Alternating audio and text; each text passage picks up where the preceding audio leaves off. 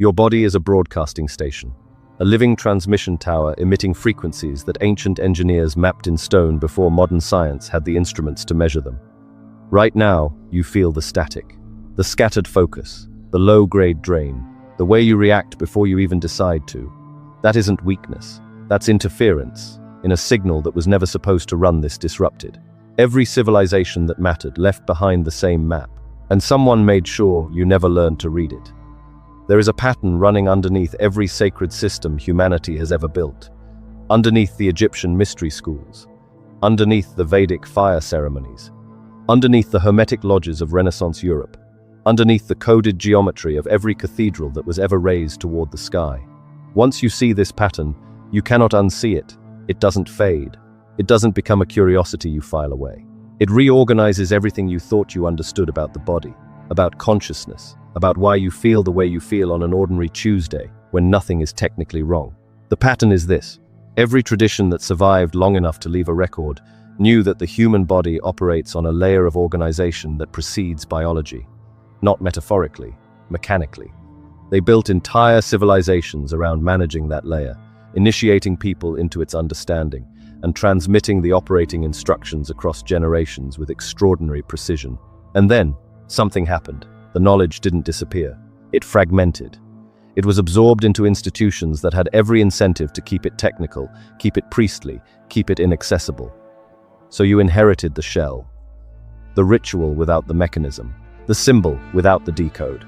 The religion without the science underneath it that made the religion make sense in the first place. Now here's what I need you to hold on to. There is information coming later in this episode that is going to reframe the way you understand your own nervous system, your own emotional experience, and the reason certain practices from certain traditions actually work at the level of measurable physics, not folklore, not philosophy.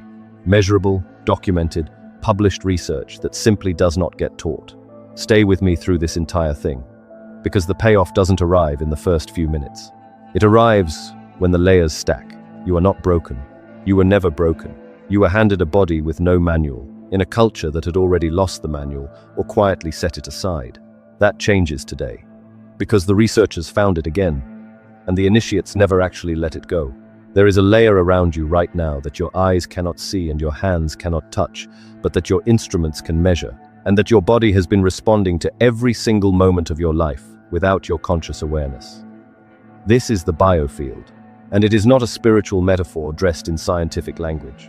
It is a documented field of electromagnetic and biophotonic energy that extends beyond the boundary of your skin, carries real physiological information, and responds in real time to every thought, every emotion, every shift in your internal state. Dr.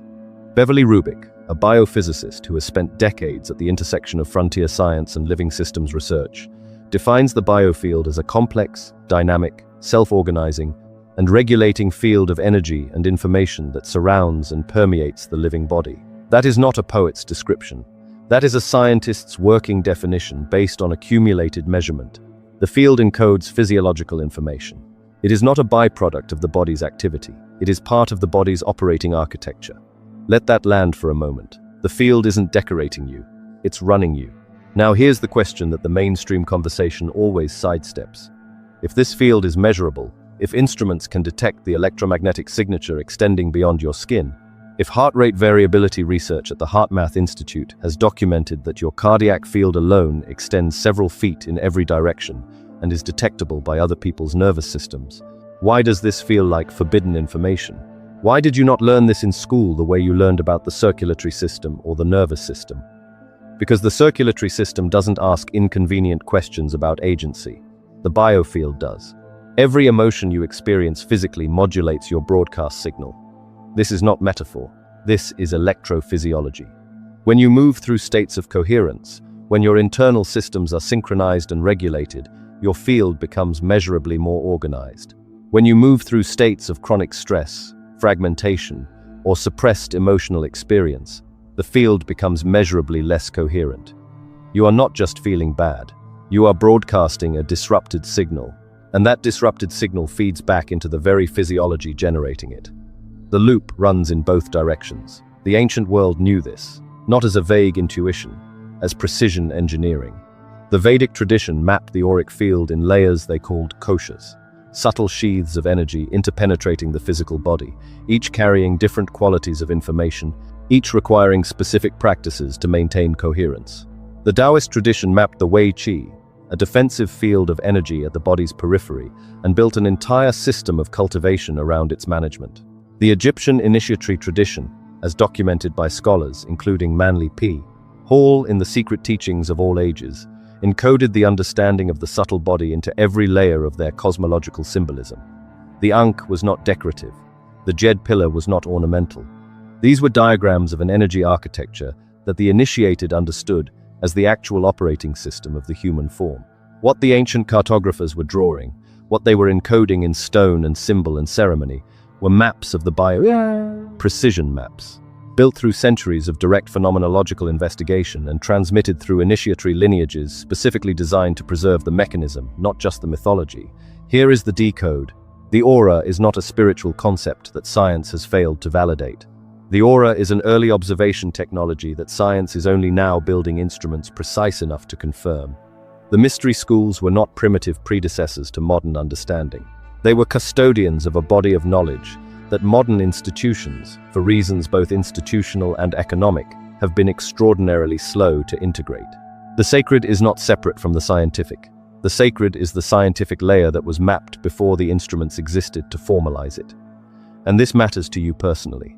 Right now, because you are living inside a field that is either working with you or working against you, and you have almost certainly never been told you have any influence over it whatsoever. You have been handed the experience of the disruption without the understanding of the mechanism.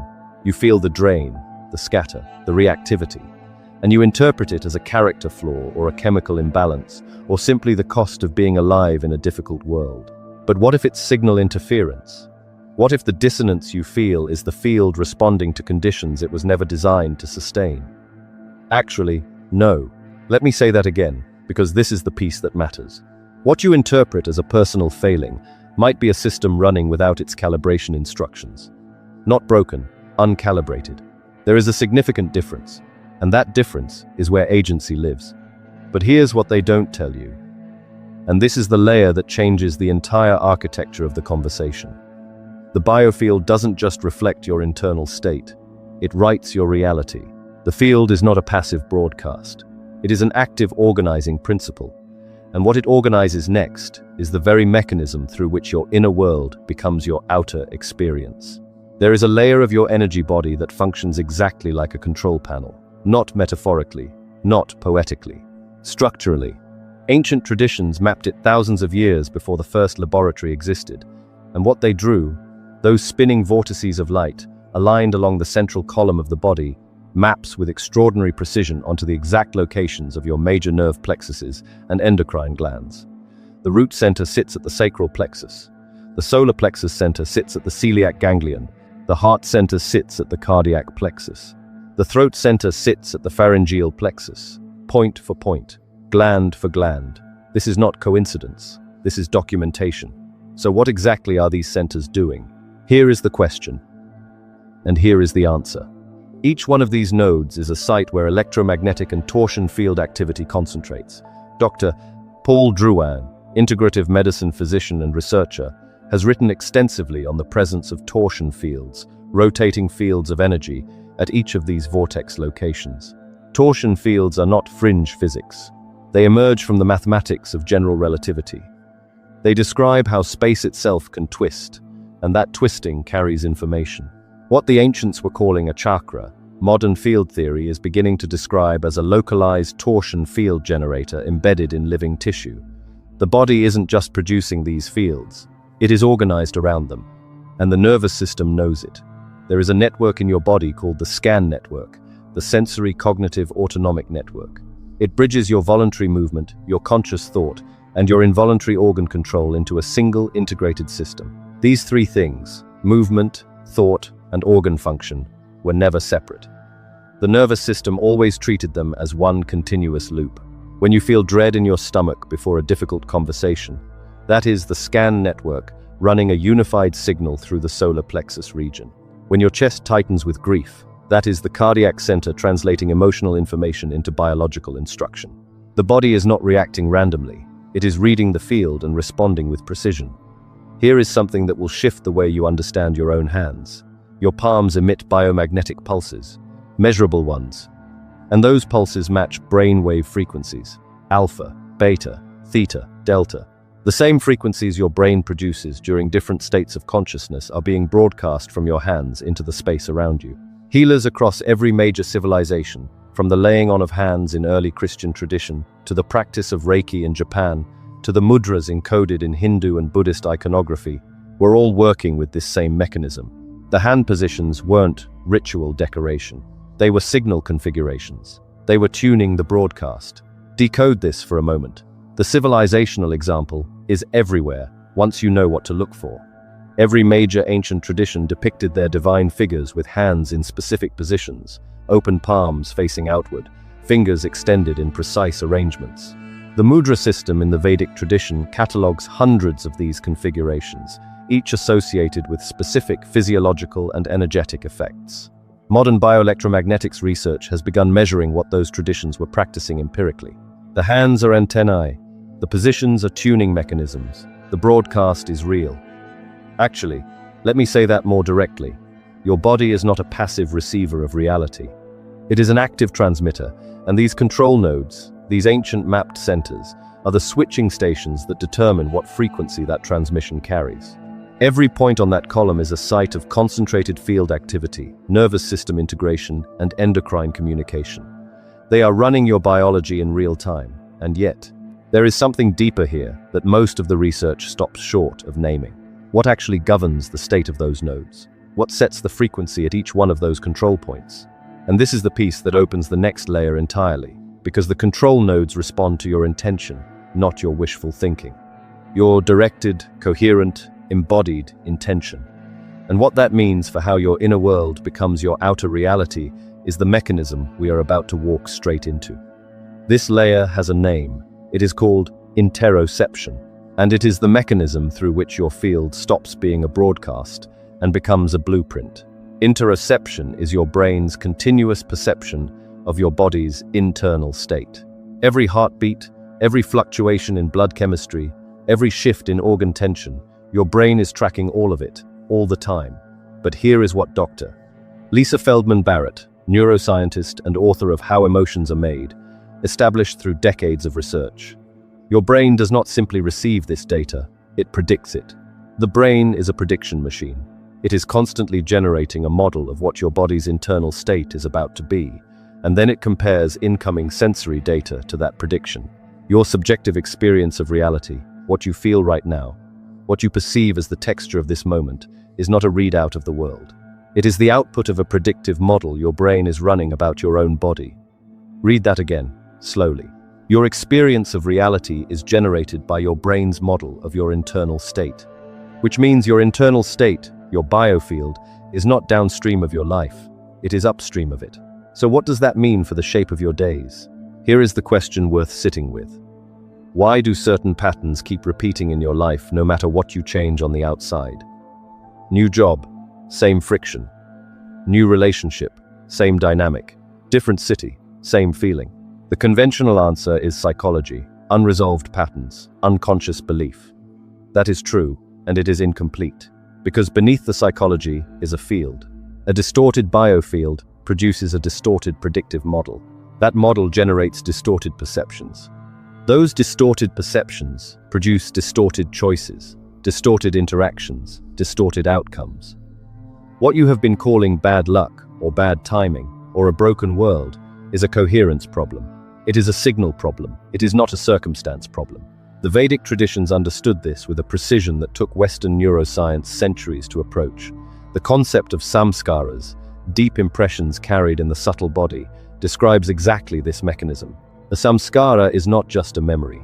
It is a pattern disturbance in the field that keeps generating the same prediction, the same internal state, the same experience of reality. The tradition did not call it neuroscience, but the mechanism is identical. Distorted field, distorted model, distorted reality. Loop closed. Flip it. A coherent field produces a coherent predictive model. A coherent predictive model generates coherent biological code. clear hormonal signaling, regulated autonomic function, integrated nervous system response, and coherent biological code generates coherent outcomes. Not because the universe is rewarding you for good behavior, because your field is now broadcasting a signal that your biology, your perception, and your engagement with the world are all running on consistently. You are not attracting a different reality. You are generating a different one, from the inside out. From the field outward, this is the decode move that changes everything. You are not reacting to reality. You have never been reacting to reality. You have been generating it through the continuous loop of field state, predictive model, perception, and action. The circumstances of your life are not happening to you. They are, in large part, a projection of the field you are broadcasting. And the field you are broadcasting is a function of the coherence or distortion in your energy body's control nodes. Every layer of this connects. Think about what that means for a single ordinary morning. You wake with a low-frequency field state, dense, contracted, dysregulated. Your brain's predictive model immediately begins generating a version of the day that matches that state. You perceive threat where there is ambiguity. You read neutrality as hostility. You contract from opportunity because your model says the environment is unsafe. And by evening, you have evidence, real, lived, felt evidence, that the world is hard and things don't work out. Except the evidence was generated by you, by the broadcast you were running from the moment you opened your eyes. Now run the same morning with a coherent field. The model shifts, perception opens. The same ambiguous email reads as an opportunity rather than a threat. The same conversation lands differently because you are landing differently inside it. The outcomes begin to diverge, not because reality changed, because the generator changed. And here is where this entire architecture arrives at its most important threshold. If the field generates the reality, and the field responds to the control nodes, and the control nodes respond to intention, then the single most powerful thing you can do is learn to work with the signal itself. Deliberately, consciously, skillfully. There is a practice to this. There is a method, and what comes next is exactly that. The moment this stops being information and becomes a tool you can actually hold in your hands. You stop being a victim of circumstances the moment you understand that you are the cause. The frequency you carry, the language you speak internally, the emotional tone you sustain, the gestures your body holds, these are your controls, not metaphors. Actual controls. The broadcast is yours to tune, and I want to hear from you. Drop what is landing for you in the comments. Your insights genuinely deepen the collective field here. That is not a phrase, that is the mechanism we just walked through together. This curriculum continues. Sacred geometry, neurochemistry, the psychology of symbol, the architecture of mystical states, each one is a next layer of the same transmission you have been receiving. Because here is what you need to carry forward from this. You were never separate from the source. You are the broadcast. The station was never broken. It was never hijacked beyond recovery. You are the signal, and now you know how to read it. Drop what this opened in you into the comments. Your experience adds to the signal. And if you are ready to continue decoding the hidden operating system, subscribe. The next layer is already waiting.